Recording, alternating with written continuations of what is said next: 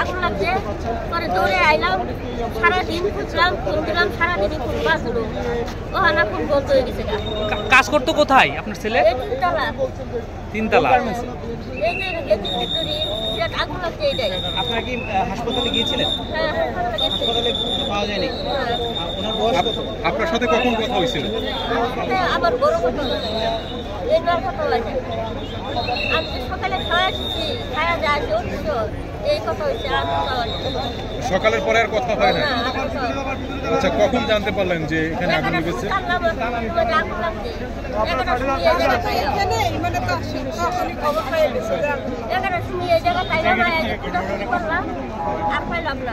খালি সারাদিন ফোনটা বাজলো, হালা ফোন আর বাজে না, ফোনও বন্ধ হয়ে গেছে। কখন থেকে ফোন বন্ধ পাচ্ছেন? এই যে আধা ঘন্টা ধরে ফোন বন্ধ হচ্ছে। মানে এই সন্ধ্যার পর থেকে নাকি? হ্যাঁ, সন্ধ্যার পর থেকে।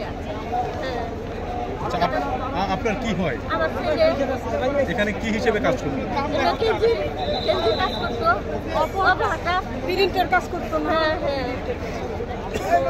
মেডিকেলে কি খুঁজছেন? হ্যাঁ, মেডিকেল নাই। ওখানেও কি পাচ্ছেন না? কোন মেডিকেল আপনার? ঢাকা মেডিকেল। কি নাম ছেলের নাম কি? সানোয়ার। সানোয়ার। সানোয়ার। এখন পর্যন্ত আমরা কোনো খোঁজ খবর পাই না।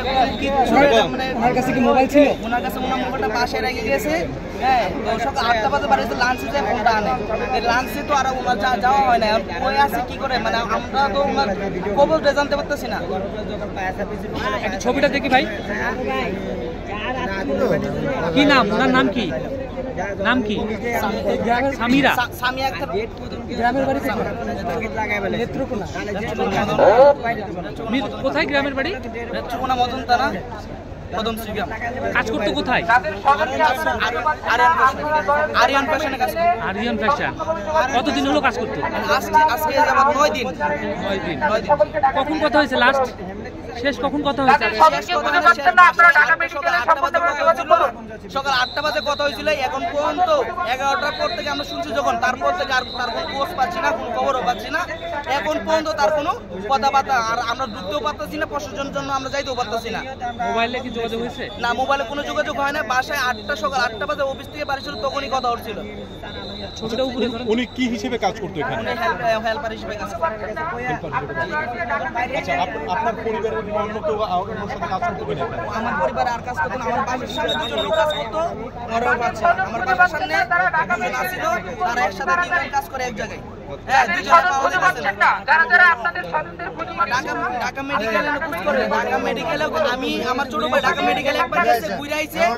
ওই দেখে আমার কথাটা শুনতে দেন আপনারা। আমি আমার কথাগুলো বলি। আমি সারাদিন আজকে ঘুরছি।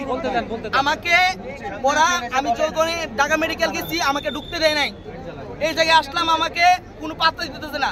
তাদের তো কিছু জানে, চাই তো আমার বোন, আমার ফ্যামিলি